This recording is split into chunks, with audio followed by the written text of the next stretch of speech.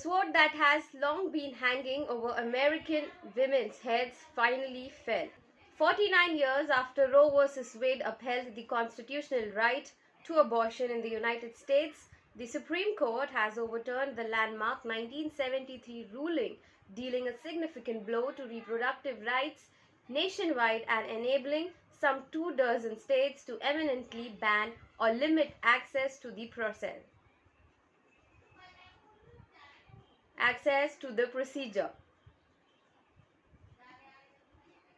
The U.S. Supreme Court has officially overturned Roe v. Wade, issuing a ruling in the Mississippi case challenging a state law banning most abortions after 15 weeks of pregnancy on Friday. This has long been expected and long dreaded by those in the reproductive rights, and it has long been denied by those who wished to downplay the court's extremist lurch. The Roe ruling effectively repealed laws that banned the procedure outright and sparked decades of religious and moral conflict over women's bodies. In 2022, a wave of anti-abortion legislation in Republican-led states, emboldened by the Supreme Court's forthcoming decision, proposed eliminating abortion access in most cases and criminalizing abortion care. Now, what is Roe v. Wade? The case revolved around Norma McCorvey, known for the purposes of the proceedings as Jane Rose, who became pregnant with her third child in Texas in 1969. In Texas 1969, but was unable to access abortion care after it was banned in her state in all cases. But to save a woman's life, she was supported by lawyers Sarah Whittington and Linda Coffey, who filed a lawsuit on her behalf in federal court against her local district attorney Henry Wade, alleging that the state's abortion laws were unconstitutional. The U.S. District Court for the Northern District of Texas ruled in her favor, which was kicked up to the Supreme Court following an appeal from Texas. The Supreme Court's 7-2 decision in Ms. McCorvey's favor was based partly on the 14th Amendment's right to privacy that protects a woman's right to access abortion. Ms. McCorvey was unable to access a legal abortion, gave birth before the case was heard, and the baby was put up for adoption. She said at the time that she did it on behalf of herself and all other women in the same situation. The decision also set a legal precedent that affected more than 30 subsequent Supreme Court cases involving restrictions on access to abortion. Conservative Christian movements and politically powerful right-wing legal groups have committed for decades to overturning Roe. The most recent addition to the Supreme Court, Amy Coney Barrett, brought the High Court's conservative makeup to 6 against 3 liberal-leaning justices. During his term in office, Mr. Trump appointed 2 other conservative judges, Neil Gorsuch and Brett Kavanaugh. Now, is this constitutional? Is Roe v. Wade is constitutional? Let's see. The ruling determines that the U.S. Constitution protects a woman's right to an abortion without excessive government intervention.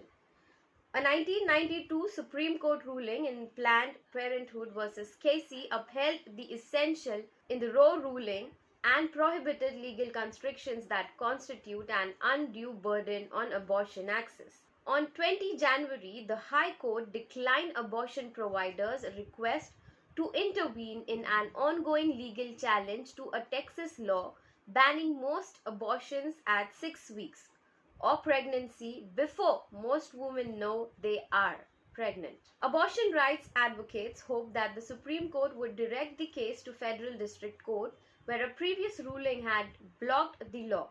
Following the court's decline to intervene in the challenge to the Texas law, which undercuts Roe protection, Republican legislators in states like Oklahoma introduced several restrictive bills that mirror the Texas law or eliminate access entirely. As of Friday, Roe has now been deemed unconstitutionally and ends 50 years of federal protections for abortion access. States now have the power to determine whether to ban the procedure. Now what's next? 26 states are expected to implement the court's verdict immediately or as soon as practicable. This will make abortion illegal across most of the South and Midwest. In these states, women and other people who can become pregnant will need to either travel hundreds of miles to reach an abortion provider or self-manage abortions at home through medication or other means. However, anti-abortion laws are not national. The US will have patchwork of laws, including restrictions and protections, because some Democratic-led states such as California and New York expanded reproductive rights in the run-up to the decision. Even so, new abortion bans will make the US one of just 4 nations to roll back abortion rights since 1994 and by far the wealthiest and most influential nation to do so.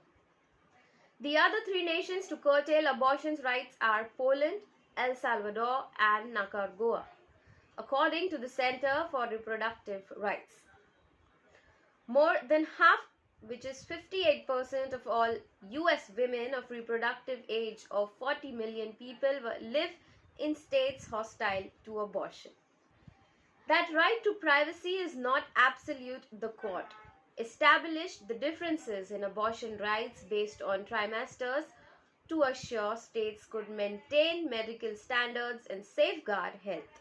Then, as now, advocates opposing abortion attempted to argue that life begins at conception. There are at least 13 states with so-called trigger laws that have now banned abortion, with Roe getting overturned.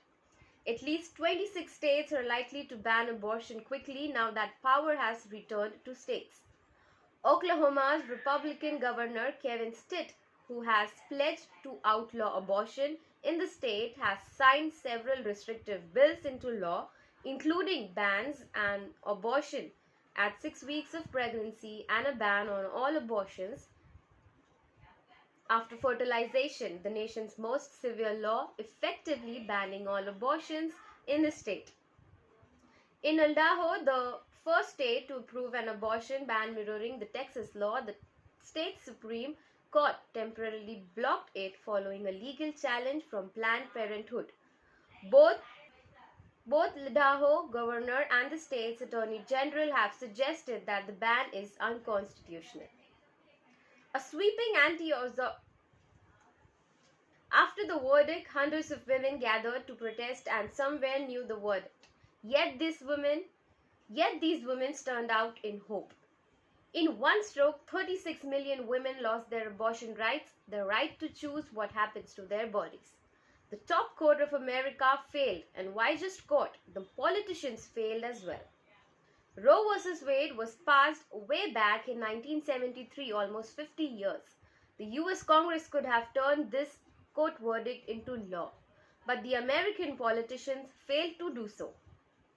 They had time to fight wars, invade countries, but they did not have time to protect the women of America. The conservative has overturned decades of progress. The law is not protecting anyone. Instead, it's taking away the basic human rights of 36 million women. This ruling opened a floodgates for US states. Abortion will become illegal at least half of the country. And remember, this is happening in the so-called land of freedom.